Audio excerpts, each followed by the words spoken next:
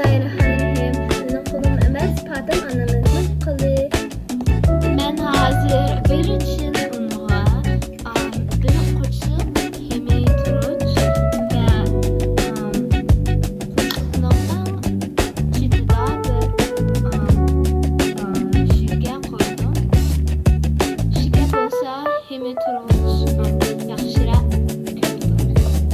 Men hozir bu mashinani birinchi xoddan bu suvga azroq tuzni qo'yib bizaman. Azroqdan suv qo'yamiz. Mening qo'lim emas, Fatim onamizning qo'li.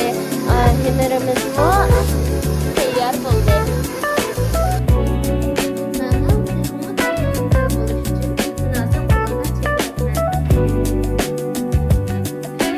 Hozir bizni